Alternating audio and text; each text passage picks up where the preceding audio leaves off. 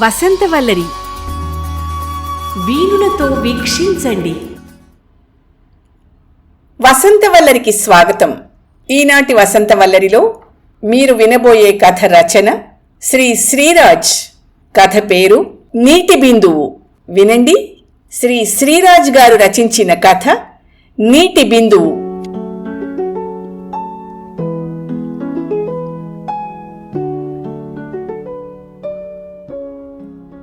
సరిగ్గా 10 నిమిషాల్లో 10 గంటలవుతుంది. మరో 5 నిమిషాల్లో GS&Co వారి పడవలాంటి ఇంపోర్టెడ్ కారు వస్తుంది. అందులో అపర నరకాసురుడు లాంటి ఆఫీసర్ దిగబడతాడు. అంతే, ఆఫీసులో తుఫాను వాతావరణం మొదలవుతుంది. ఇది చాలా కాలంగా ఆ ఆఫీసులో జరుగుతున్న అపూర్వ ఘట్టం. అతను ఇలాంటి ఆఫీసర్ కాదు. అందరిలాంటి ఆఫీసర్ కాడు. అసలు పట్టు విడుపు లేని ఆఫీసర్ గారు. డిపార్ట్మెంట్ రూల్స్ అన్నీ ఔపోసన పట్టారు. అతని చేతిలో చేతికి మించిన పవర్ ఉంది. పైగా క్యాపిటలిస్టుల అండదండలున్నాయి. వాటితో ఎలాంటి మనిషినైనా పల్టీలు కొట్టించగలడు, రోడ్లు పట్టించగలడు. తన చేతి కింద ఉద్యోగులు అన్యాయం, అవినీతి, అక్రమం లాంటి మాటలంటే వాళ్ల నినాదాలకు, ఆక్రందనలకు, అరుపులకు ఎర్రరంగు పూసి రాతి కట్టడాల జైల్లో వేయించగలడు. అతని డిక్షనరీలో మంచి, జాలి, దయ అన్న పదాలు లేవు. అతనిలో అలాంటి కఠినత్వం ఏర్పడ్డానికి కారణం ఒక స్థితి నుండి మరో స్థితికి మారుతున్నప్పుడు ఒక వ్యవస్థ కల్పించిన ఆసరా అని చెప్పొచ్చు. అతనికి రక్షణ కల్పించిన ఆ వ్యవస్థ సామాన్యమైంది కాదు. లక్షలు, కోట్లు సంఖ్యలో వేళ్లు పాతుకుపోయి బలిసిపోయిన మహావృక్షం. అయితే అలాంటి మహావృక్షాన్ని మొదలంటూ నరకాలంటే ఓ సంఘటిత శక్తి కావాలి. చిన్న చిన్న నీటి బిందువులు కలిస్తే మహాసముద్రం అవుతుంది. ఆ మహాసముద్రం ప్రళయం సృష్టిస్తే ఆ మహావృక్షం కూకటి వేళ్లతో పెకలింపబడి ప్రవాహంలో కొట్టుకుపోతుంది. కానీ చిన్న చిన్న నీటి బిందువులు కలవలేదు. మహాసముద్రం అంతకన్నా ఏర్పడలేదు. ఆ పైన ప్రళయం సృష్టింపబడలేదు. అందుకే ఆ ఆఫీసులో అంతా బానిసలైపోయారు. వాళ్లల్లో జడత్వం పేరుకుపోయింది. పేరుకు మాత్రం ప్రాణం ఉండి కదులుతున్న శవాలుగా మిగిలిపోయారు. ఒకసారి జీవరత్నం గుండె నిబ్బరంతో 10 మందిని కూడగట్టుకుని ఆఫీసర్ గారిని ఎదిరించాడు. కొండల్లో, కోనల్లో విప్లవం మా గుండెల్లోకి వచ్చింది. నీ గుండెలు చీల్చి చెండాడుతాం అని నినాదాలు చేశారు. ముతక దారాలతో విప్లవం నోరు కుట్టి కటకటాల వెనక్కి తోశారు. ఆ తర్వాత ఉద్యోగాలు ఊడబీకి వాళ్లను కుటుంబాలతో సహా రోడ్లెక్కించి అడుక్కు తినే జనాభా లెక్కను సవరించారు. ఎవ్వరూ మాట్లాడ్డానికి వీల్లేని ఘరానా సంస్థ అది. అవమానం భరించలేని జీవరత్నం శిలువకి కొట్టబడిన యేసుక్రీస్తులా తనకి తాను తాటికి బిగించుకుని ప్రాణాలు విడిచాడు. మరోసారి తన కన్నతండ్రి పోయాడన్న దుఃఖంతో ఆ రోజు రామేశం ఆఫీసుకు వెళ్లలేకపోయాడు. తగిన కారణం చూపించి ముందుగా సెలవు మంజూరు చేయించుకోలేదని సాకు చెప్పి అతన్ని ఉద్యోగం నుంచి ఆఫీసర్ గారు ఊడబీకారు. అక్కడ మానవతా దృక్పథం మట్టిగలిసిపోయింది. అమాయకుణ్ణి కాపాడ్డానికి కోర్టులున్నప్పటికీ వాటిని ఆ సంస్థ ఎప్పుడో కొనుక్కుంది. రామేశం పూర్తిగా భవబంధాలు వదిలి సన్యాసుల్లో కలిసిపోయి ఆ తర్వాత రామేశ్వరం వెళ్లి సెటిల్ అయిపోయాడు. ఇంకోసారి కొత్తగా పెళ్ళై హనీమూన్కి బయలుదేరిన యామిని కుల్కర్ణితో సహా రైలు ప్రమాదంలో చిక్కుకుంది. కులకర్ణి గారు కాస్త చిన్న గాయాలతో బయటపడగా యామిని 2 కాళ్లు పోగొట్టుకుంది. కుంటి పెళ్ళం అక్కర్లేదని కులకర్ణి గారు తప్పుకున్నారు. బతకడం తప్పదని తెలిసి యామిని ఆఫీస్కి వస్తే ఆఫీసర్ గారు ఆమెను నిర్దాక్షిణ్యంగా సస్పెండ్ చేశారు. ఆ తర్వాత అంతర్జాతీయ వికలాంగుల సంవత్సరం కళ్ళు తుడవడం కోసం యామినిని డిప్రమోట్ చేసి రీఇన్స్టేట్ చేశారు. ఉన్నవాళ్లు చట్టానికి మందు కొట్టించి ఎప్పుడో నిద్రపుచ్చారు. చాలా గొప్ప చట్టం. అతి గొప్పగా నిద్రపోతుంది. ఇది ఎగ్జాజరేషన్ ముమ్మాటికి కాదు. నిజం నిజం నిజం. ఏ ఇజానికైనా కావలసిన నిజం ఇది. ఇలాంటివి ఎన్నో చేశారు ఆఫీసర్ గారు. అతను ఆఫీసులో అడుగు పెడితే సిబ్బందిలో దడ ప్రారంభమవుతుంది. ఎప్పుడు ఎవరి కొంప కూలిపోతుందో అని అరచేతిలో ప్రాణాలు పెట్టుకుంటారు. పెదవి విప్పితే ప్రమోషన్లు పోతాయని బెంగపడిపోతారు. మాట్లాడితేనే ఉద్యోగాలు ఊడిపోతాయని భయపడిపోతారు. భయం భయం భయం. ఆ భయం విడిచి బయటికి పోయి బతకాలని ఉన్నప్పటికీ దేశంలో లక్షలాది నిరుద్యోగులు రానివ్వడం లేదు. ఒకటి మాత్రం వాళ్లకి బాగా తెలుసు. ఆఫీసర్ గారి పరోక్షంలో స్వేచ్ఛగా స్వేచ్ఛానువాదంతో అతని గురించి మాట్లాడుకుంటారు. తిట్టిన వాళ్ళు తిట్టకుండా, తిట్టిన తిట్టకుండా ఆఫీసర్ గారిని తిట్టుకుంటూ ఆనందిస్తారు. అలాంటి సమయాలలో ఎంత స్వేచ్ఛ, ఎంత ఆనందం, ఎంత రిలీఫ్. ఆ రోజు ఆఫీసులో అందరూ అపర నరకాసురుణ్ణి తిట్టుకుంటూ విట్టుకుంటున్నారు. సింహం కుందేలు కథ మీకు తెలుసా? సడన్గా వరప్రసాద్ 1వ తరగతి పిల్లల్ని అడిగినట్టు అందర్నీ ప్రశ్నించాడు. బాగా తెలిసిన వాళ్ళు తెలీదన్నారు, తెలిసిన వాళ్ళు కొంచెం తెలుసన్నారు, బొత్తిగా తెలియని వాళ్ళు తెలుసన్నారు. అదే వింత. ఆ కథను కాస్త డ్రమటైజ్ చేసి వరప్రసాద్ చెప్పసాగాడు. కాబట్టి కథ అది. అందులో నీతి మనకొద్దు. కుందేలులా సాహసం చేసే సాహసం మనలో లేదు. అంచేత అడవిలో జంతువులకి సింహానికి మధ్య జరిగిన ఒప్పందం లాంటిది ఆఫీసర్ గారికి మనకి మధ్య జరిగితే వంతుల వారీగా ఒక్కో రోజు ఒక్కొక్కరం వెళ్ళి అతని చేత అక్షింతలు వేయించుకోవడమో ఆగ్రహానికి గురి కావడమో మంచిది. ఏమంటారు? విట్టు పేలింది. అంతా గొల్లున నవ్వారు. వరప్రసాద్ ఉద్యోగంలో చేరి ఏడాది కాలేదు. అందరిలోకి కుర్రవాడు, కొందరిలో పెంకివాడు, మరికొందరిలో పిచ్చివాడు. ఆ కుర్రవాడు, పెంకివాడు, పిచ్చివాడికి బరువు బాధ్యతలు లేవు. అందుకే అంత తేలిగ్గా విట్టు వేసి నవ్వుతాడు, నవ్విస్తాడు. ఆ నవ్వులు 4 గోడల మధ్య వలయాల్లా ప్రతిధ్వనిస్తున్నాయి. అంతలో సరిగ్గా 10 నిమిషాలు ముందుకు జరిగి 10 గంటలయ్యింది. ఆ తర్వాత మరో 5 నిమిషాల్లో GS&Co వారి పడవలాంటి ఇంపోర్టెడ్ కారు వచ్చింది. అందులో అపర నరకాసురుడు లాంటి ఆఫీసర్ దిగబడ్డాడు. అంతే, 4 గోడల మధ్య వలయాల్లా ప్రతిధ్వనిస్తున్న నవ్వులు వెనక్కి వెళ్ళిపోయాయి. విట్లు కట్టయిపోయాయి. వరప్రసాద్తో సహా ఎవరి సీటికి వాళ్ళు అతుక్కుపోయారు. తపస్సమాధుల్లో ఋషుల్లా నేలమీది గోతుల్లో కదులుతున్న శవాల్లా మారిపోయారు. ఆఫీసర్ గారు సరాసరి సీరియస్గా, సినికల్గా తన ఛాంబర్లోకి వెళ్ళిపోయారు. తుఫాన్ వచ్చే ముందు ప్రశాంతత అంతటా అలుముకుంది. గుండెకి నీరసం వచ్చేస్తోంది. రాబోయే ఉపద్రవాన్ని ఊహాచిత్రాలుగా మనసు చూపిస్తుంది. కొన్ని క్షణాల్లో వాతావరణం బ్లాస్ట్ అవుతుంది. వరప్రసాద్ విట్లు ఆఫీసర్ గారిని బ్లేస్ చేస్తూ ఉండొచ్చు. వరప్రసాద్ మరో జీవరత్నం అయిపోతాడు, తప్పదు అని అందరూ విచారిస్తున్నారు. గడియారంలో ముళ్ళు 10, 11, 12, 3, 4, 5 గంటలు చూపించాయి. ఈ మధ్యనే ఓవర్హాలింగ్ చేయించిన గడియారం తప్పు చూపెట్టదు. Correct time. ఆఫీసర్ ఇంటర్కామ్లో స్టెనోని పిలవలేదు. ఫోన్లో పార్టీలతో మాట్లాడలేదు. ఆఫీస్లో ఎవ్వరినీ ఏమీ అడగలేదు. ఉదయం మూసుకున్న ఛాంబర్ తలుపులు తెరుచుకోలేదు. కొంపతీసి హార్ట్ ఫెయిల్ అయి గురుడు టపా కట్టేలేదు కదా? అవును, అతని మాట వినాలనే రూల్ లేదు. జీవోత్సవాల్లా బతికే ఆఫీస్ సిబ్బంది స్లేవరీని అంగీకరిస్తుందేమో కానీ ద మోస్ట్ మ్యాజెస్టిక్ హార్ట్ ఎందుకు ఆమోదిస్తుంది? ఆఫీసర్ గారి ఆంక్షలు, ఆజ్ఞలతో పని లేకుండా, ఎవరినీ లెక్క చేయకుండా తన పని తను నిర్వర్తిస్తూ ముందుకు సాగిపోతుంది. ఇష్టం లేకపోతే అక్కడే అప్పుడే ఆగిపోతుంది అనుకున్నాడు వరప్రసాద్. గడియారంలో 5 గంటలు వినిపించాయి. ఛాంబర్ తలుపులు తెరుచుకున్నాయి. ఆఫీసర్ గారు చాలా నీరసంగా కారు దగ్గరికి వెళ్ళిపోయారు. ఏమిటి మార్పు? ఎందుకీ మార్పు? ఎన్నాళ్లకీ మార్పు? అంతా అయోమయంగా నోళ్లు వెళ్లబెట్టారు. నవ్వలేక, మాట్లాడలేక, పెదవి విప్పలేక బొమ్మ కొట్టుకుపోయారు.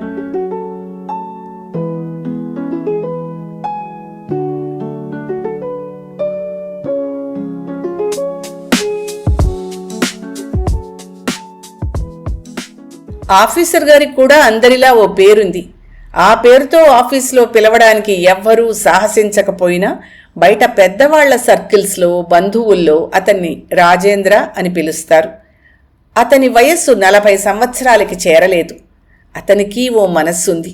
అది మంచిదా చెడ్డదా అన్నది వేరే ప్రశ్న. తన సెంటిమెంట్స్కి, గౌరవానికి, జీవితానికి దెబ్బ తగిలితే తన మనసు కూడా బాధపడుతుందనే విషయం రాజేంద్రకి ఆ రోజే తెలిసింది. మనసు ఇంత సున్నితమైనదా? కనిపించకుండా మనిషిని మెత్తగా పిసరుగా కోస్తుందా? మనసు గురించి, దానిలోని భావసంచలనం గురించి అతనెప్పుడూ ఆలోచించలేదు. ముందు రోజు రాజేంద్ర ఆఫీస్ నుంచి రాగానే హాల్లో రిలాక్స్ అయి కూర్చున్నాడు. అతనికి బటర్ లోఫ్ తీసుకురావడానికి బెటర్ హాఫ్ లోనికి వెళ్ళింది. లంకంత కొంప. ఆ లంకలో వాళ్ళిద్దరూ తప్ప ఎవ్వరూ లేరు. పిల్లా పిచ్చుక అయిన వాళ్ళు కానివాళ్లు ఎవ్వరూ లేరు. మిసెస్ రాజేంద్రకి బోలెడంత తీరిక. అందుకే రోజు బోలెడంతసేపు నిద్రపోతుంది. పోస్ట్ సార్ కేక విని రాజేంద్ర వీధి గుమ్మం వైపు చూశాడు. పోస్ట్ మ్యాన్ని రమ్మన్నట్టు కళ్లతో సైగ చేశాడు. అమ్మగారికి రిజిస్టర్డ్ పార్సిల్ సార్. మధ్యాహ్నం వస్తే అమ్మగారు నిద్ర లేవలేదు, అందుకని ఇప్పుడు వచ్చాను sir. Post man registered parcel అందించాడు. రాజేంద్ర భార్య తరఫున సంతకం చేసి పార్సిల్ తీసుకున్నాడు. పోస్ట్ మ్యాన్ వెళ్ళిపోయాడు. రాజేంద్ర పార్సిల్ విప్పాడు. నమ్మలేని చీకటి నిజం బయటపడింది. లావణ్యకి రాసిన ఉత్తరం. ఆమెకిష్టమైన నెమలిపించం రంగు పట్టుచీర ప్రేమ కానుక. ఉత్తరంలో పచ్చి శృంగారం ఉంది. అంటే లావణ్య అక్రమ సంబంధం కట్టుకున్నవాడి కళ్ళపడింది. లావణ్య ఇలా ఎందుకు చేస్తుంది? ఆమెలో ఇలాంటి అవినీతి ఉందా? ఆమెనిలా తన నుండి ఎవరు దూరం చేస్తున్నారు? మనసులో అలజడి మొదలైంది. అతనిలో తెలివితేటలు అక్కడే నిలిచిపోయాయి. ఆ క్షణంలో ఆమె గొంతు పిసికి చంపేయాలన్నంత ఉద్రేకం వచ్చింది. కానీ అతనలా చేయలేకపోయాడు. ఆమెంటే అతనికి పిచ్చి ప్రేమ. దాన్ని చంపుకోలేడు. లావణ్య తిరిగి వచ్చింది. అతను ఆమెకి కనిపించకుండా పార్సిల్ తన బీరువాలో దాచాడు. ఆమెతో మాట్లాడలేదు. అతనిలో ముభావం చూసి ఆమె కూడా మాట్లాడలేదు. ఆ రాత్రి అతను నిద్రపోలేదు. ఆ ఉత్తరంలోని కొన్ని మాటలు మళ్ళీ మళ్ళీ అతన్ని వెక్కిరించాయి. అప్పుడప్పుడు లాగి లెంపకాయలు కొడుతున్నాయి. లావణ్య ఎప్పటికీ తల్లి కాదు. తన వలన ఆమెకి సంతానం కలగదని డాక్టర్లు నిక్కచ్చిగా చెప్పారు. ఆ నిజం ఆమెకి బాగా తెలుసు. అందుకే ఆమె ఇలా చేస్తోందేమో. తాను ఇంట్లో ఉండే సమయం చాలా తక్కువ. ఎప్పుడూ లావణ్యను లాలనగా చూడలేదు. ఆమె అందాన్ని, వంపు సొంపుల్ని పట్టించుకోలేదు. ఆమె ముద్దు ముచ్చట్లను తెలుసుకోవడానికి ప్రయత్నించలేదు. అందుకే ఆమెలో ఇలాంటి అవినీతి ఉందేమో. ఇందులో తన తప్పు లేదు. లావణ్య తప్పు అస్సలే లేదు. ఆమెను తప్పుదారి పట్టిస్తున్న ఆ డర్టీ రాస్కల్ది తప్పు. లావణ్యను ఇలాగ తన నుండి దూరం చేస్తున్న ఆ డర్టీ రాస్కల్ ఎవడో తెలుసుకోవాలి. వాణ్ణి ముక్కలు ముక్కలుగా నరికి పోగులు పెట్టాలి. లావణ్య ద్వారా ఆ డర్టీ రాస్కల్ను తెలుసుకోవాలి. గుండెల్లో నుండి ఉద్రేకం తన్నుకొస్తోంది. ఒంట్లో రక్తం సలసల కాగిపోతోంది. మనిషి మీద మనసు ఒత్తిడి ఎలాంటిదో ఆ క్షణంలోనే రాజేంద్రకి అర్థమైంది. ఈరోజు ఎవడా కుమార్? భార్య కళ్ళలోకి సూటిగా చూస్తూ రాజేంద్ర ప్రశ్నించాడు. ఆమెలో స్పష్టంగా తడబాటు కనిపించింది. ఏమిటా ప్రశ్న? లావణ్య అడిగింది. నాకు సమాధానం కావాలి. కుమార్ అంటే? అదే నేను అడుగుతున్న ప్రశ్న. అతనిలో ఆవేశం ఆమె గ్రహించింది. అయోమయంగా ఉంది. అందుకే సమాధానం చెప్పింది. నాకు తెలీదు. ఆడవాళ్లకి నిజాన్ని దాచడం, అబద్ధాన్ని అందంగా చెప్పడం బాగా తెలుసు. చూడు, నీతో ఆ సంబంధం పెట్టుకున్న డర్టీ రాస్కల్ ఎవడో నాకు తెలియాలి. చెప్పు. మీకు మతిపోయిందా? ఏమిటి మీరు మాట్లాడుతున్నది? మీ మాటలు నాకు అర్థం కావటం లేదు. ఆమె చెంప చెళ్ళుమంది. బయట ఆఫీస్ కార్ హార్న్ వినిపించింది. రాజేంద్ర విసురుగా వెళ్ళిపోయాడు. ఆఫీస్లో తన ఛాంబర్లో కూర్చుని రోజంతా ఆలోచించాడు. తన సర్కిల్లో ఉన్న మనుషులందరినీ అనుమానించాడు. వాళ్లకి లావణ్యకి మధ్య చనువును భూతద్దాలతో వెతికి విసిగిపోయాడు. ఆ డర్టీ రాస్కల్ హిచ్కాక్ సినిమాలో విలన్లా తన ఆలోచనకి ఊహకి అందడం లేదు. ఫలితంగా ఆఫీసులో విషయాలని పట్టించుకోలేదు. రేపటి రోజు ఏం జరుగుతుందో అతను ఊహించగలడు.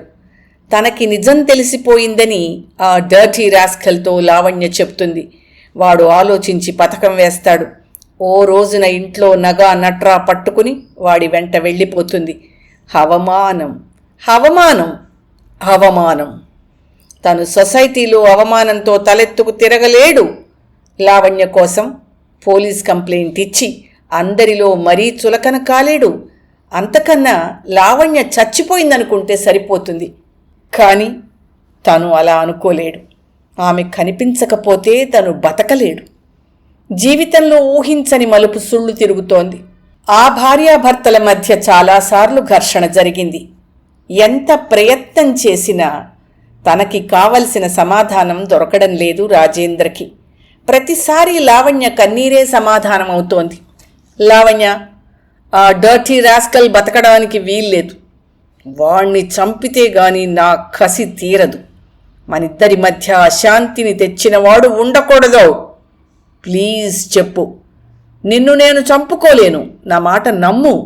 మీరు లేనిపోని అనుమానంతో రెచ్చిపోతున్నారు. నన్ను అనుమానంతో బాధ పెడుతున్నారు. మీకు చేతులెత్తి మొక్కుతాను.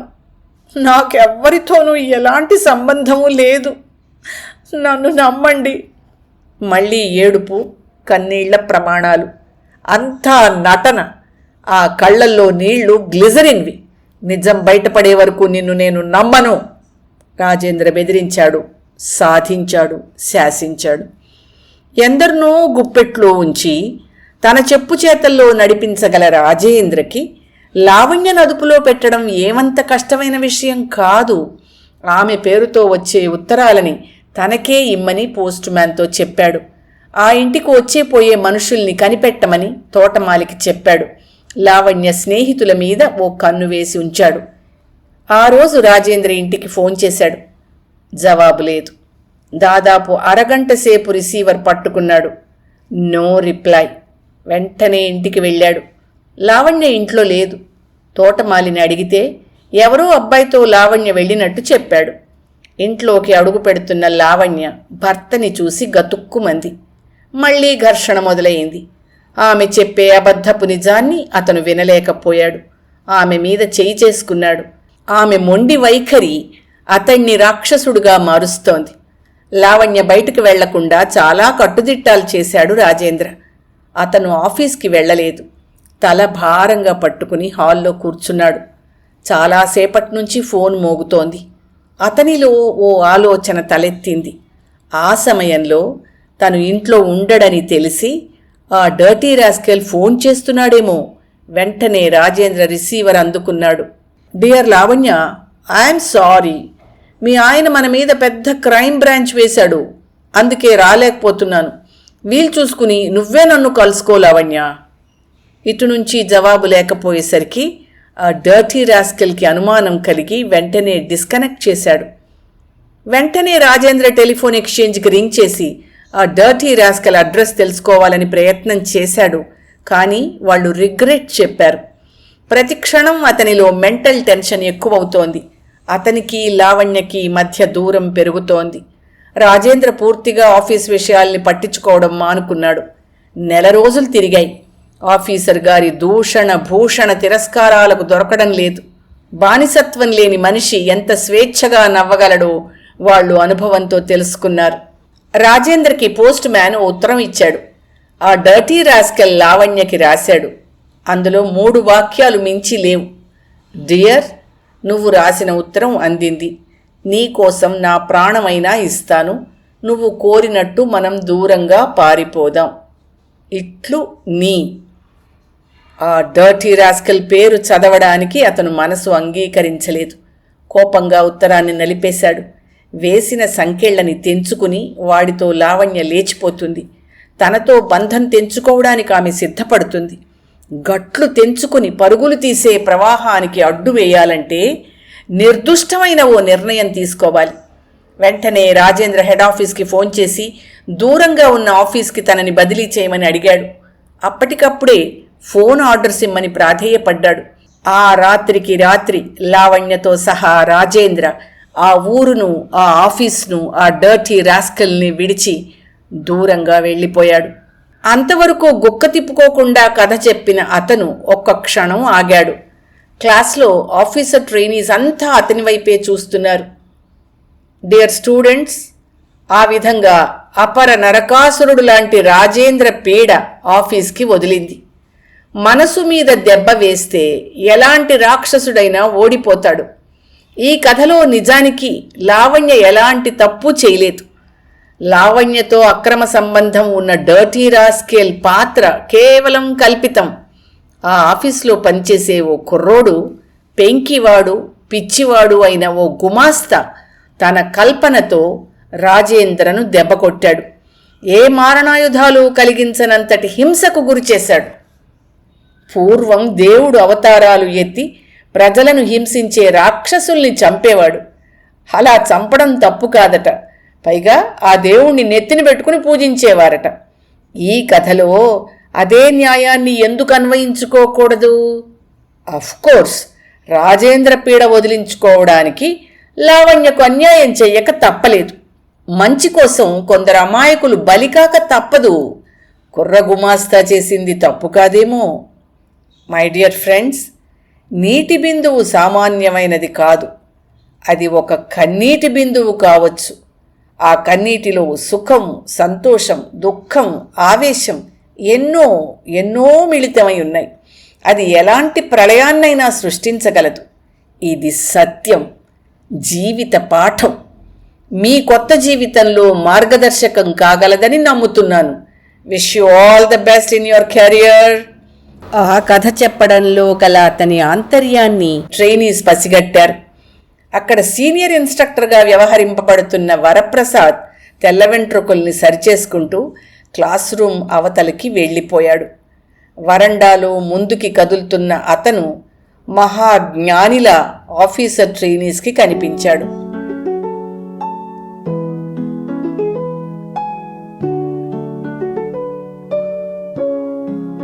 వసంతవల్లరిలో సుప్రసిద్ధ సీనియర్ కథా రచయిత శ్రీ శ్రీరాజ్ గారు రచించిన కథ నీటి బిందువు విన్నారు. ఈ కథ 1981 జ్యోతి దీపావళి ప్రత్యేక సంచికలో ప్రచురితమైంది.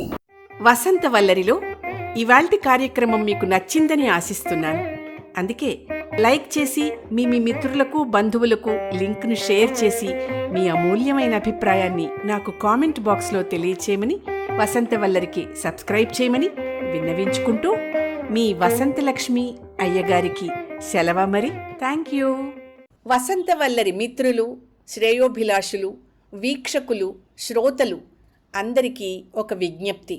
గతంలో లాగానే ఎప్పటికప్పుడు నా కథలను విని స్పందన తెలియచేయమని కోరుతూ, నేను చదివిన కథ మీకు బాగా నచ్చినట్టయితే తప్పకుండా హైప్ ఆప్షన్ నొక్కి నన్ను ప్రోత్సహిస్తారు కదూ.